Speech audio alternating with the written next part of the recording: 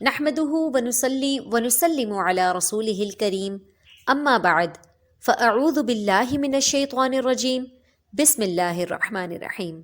Islamic وظائف channel پر آپ تمام ناظرین کو تہہ دل سے خوش آمدید۔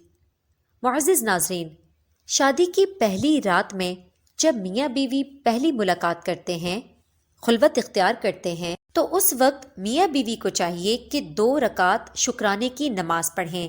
اس طرح کہ مرد آگے کھڑا ہوگا اور عورت اس کے پیچھے کھڑی ہوگی۔ اس نماز کو ادا کرنے کا مکمل طریقہ میں چینل کی پریویس ویڈیو میں بتا چکی ہوں، اس کا لنک میں ڈسکرپشن میں ڈال دوں گی، آپ اسے لازمی چیک کیجئے گا اور اس طریقے سے اپنی ان 2 رکعت نفل نماز کو ادا کیجئے گا۔ نماز ادا کرنے کے بعد خیر و برکت کی دعا کریں، آپس میں محبت اور میل ملاپ کی دعا کریں۔ پہلی ملاقات میں شوہر کو چاہیے کہ وہ محبت سے اور الفت سے پیش آئے، یہ نہ ہو کہ روب ڈالنے کی کوشش کرے تاکہ پہلے دن ہی اپنا سکہ جما سکے، بلکہ یہ کرنا چاہیے کہ ہر طرح سے بیوی کی دل جوئی کرے تاکہ عورت کو قلبی سکون اور راحت حاصل ہو، اس سے ایک دوسرے میں انسیت پیدا ہوگی۔ پھر جب عورت سے مباشرت کا ارادہ کرے، ہم بستری کا ارادہ کرے، تو نبی کریم صلی اللہ علیہ وسلم کا ارشاد ہے کہ یہ دعا پڑھے، بسم اللہ اللہم جنبنا الشیطان وجنب الشیطان ما رزقتنا۔ ترجمہ یہ ہے کہ اے اللہ، ہم سے شیطان کو دور رکھ اور جو اولاد ہمیں حاصل ہو اس سے بھی شیطان کو دور رکھ۔ یہ دعا نبی کریم صلی اللہ علیہ وسلم نے ہمیں اس لیے بتائی ہے تاکہ اولاد نیک اور صالح پیدا ہو۔ بعض لوگ یہ شکایت کرتے ہیں کہ بچے بڑے بدتمیز ہیں، بڑے چھوٹے کا احترام نہیں، تو ذرا سوچیں کہ کیا آپ نے ہم بستری کے وقت یہ دعا پڑھی تھی؟ تو اگر آپ چاہتے ہیں کہ آپ اور آپ کے بچے شیطان کے شر سے محفوظ رہیں اور نیک فطرت ہوں تو اس دعا کو یاد کریں اور ہم بستری کے وقت اسے ضرور پڑھیں۔ لیکن اس کا یہ ہرگز مطلب نہیں ہے کہ بچہ ساری زندگی کوئی گناہ نہیں کرتا۔ دیکھیں، شیطان اسے زندگی بھر بہکائے گا، شیطان کا کام ہی بہکانا ہے۔ اس دعا کے اثر سے، اس دعا کی تاثیر سے اتنا ہوگا کہ اس کا ایمان محفوظ ہوگا، وہ کبیرہ گناہوں سے محفوظ رہے گا۔ بعض علماء نے فرمایا ہے کہ اللہ تعالیٰ اسے توبہ کی توفیق عطا فرماتا ہے۔ کتب میں آیا ہے کہ اگر اس رات ہم بستری سے حمل ٹھہر گیا تو اس دعا کی برکت سے شیطان اس بچے کو نقصان نہیں پہنچا سکے گا، ورنہ کیا ہوتا ہے کہ وہ شیطان بھی ہم بستری میں آپ کے ساتھ شریک ہو جاتا ہے، وہ بھی ساتھ جمع کرتا ہے، تو ظاہر ہے اس کا نتیجہ بری اولاد کے روپ میں سامنے آ سکتا ہے۔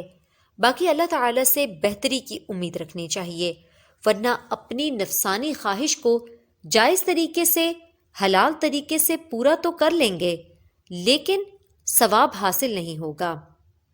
مرد حضرات ایک اور بات کا بھی خیال رکھیں۔ شیخ عبد القادر جیلانی رحمہ اللہ نے غنیۃ الطالبین میں فرمایا ہے کہ مرد کے لیے مستحب ہے کہ جب وہ مباشرت کا ارادہ کرے تو مباشرت سے پہلے عورت کو بھی مباشرت کے لیے تیار کرے، فوراً ہی شروع نہ کر دے بلکہ بوس و کنار کرے، ملاعبت کے ذریعے سے پیار و محبت سے عورت کو مانوس کرے، پھر مباشرت کرے، اور یہ صرف شادی کی رات کو ہی نہیں بلکہ ہر بار جب بھی وہ ایسا ارادہ کرے تو اسی طرح پیار و محبت سے شروعات کرے، پھر اپنا عمل شروع کرے، اور بوقت صحبت بھی اس بات کو مد نظر رکھے کہ عورت کی بھی شکم سیری ہو جائے، یعنی انزال کے بعد فوراً ہی اس سے جدا نہیں ہونا بلکہ کچھ دیر تک اسی حالت پر رہے، تھوڑا انتظار کرے تاکہ عورت کی بھی خواہش پوری ہو جائے، کیونکہ اگر عورت کی خواہش کی مکمل تسکین نہیں ہوگی تو طبیعت پر بڑا بار پیدا ہوتا ہے۔ اگر آپ اس چیز کا خیال نہیں رکھیں گے، صرف اپنا مطلب پورا کریں تو آپس میں نفرت اور دشمنی پیدا ہو سکتی ہے، کیونکہ عورت کبھی بھی اپنی خواہش کو ظاہر نہیں کرتی، نہ ہی وہ اس کا اظہار کر سکتی ہے، تو طبیعت میں چڑچڑا پن آ جاتا ہے اور لڑائیاں شروع ہو جاتی ہیں۔ بعض دفعہ تو یہی چیز جدائیگی کا سبب بھی بن سکتی ہے۔ ہم بستری کے وقت قبلے کی طرف بالکل رخ نہیں کرنا، جتنا ہو سکے پردے کے ساتھ صحبت کریں، ہم بستری کے وقت ضرورت کے مطابق سطر کھولیں، بلا ضرورت برہنہ نہیں ہونا، اور اگر سر ڈھانک لیتے ہیں تو بہت بہتر ہے۔ یاد رکھیں کہ کسی ناسمجھ بچے کے سامنے بھی ہم بستری نہیں کرنی چاہیے۔ اور ایک اور بات جو آج کل ایک فیشن بن چکی ہے کہ شادی کی رات کی باتیں، پہلی رات کی باتیں دوستوں سے یا سہیلیوں سے ذکر کرنا۔ یاد رکھیں کہ شب زفاف، صحبت کے سلسلے کی آپس کی جو باتیں ہیں وہ پوشیدہ ہوتی ہیں، وہ میاں بیوی کا راز ہوتا ہے، کسی سے ان کا تذکرہ نہ کریں۔ لہٰذا ہم بستری کرتے وقت ان تمام باتوں کو اپنے ذہن میں لازمی رکھیں۔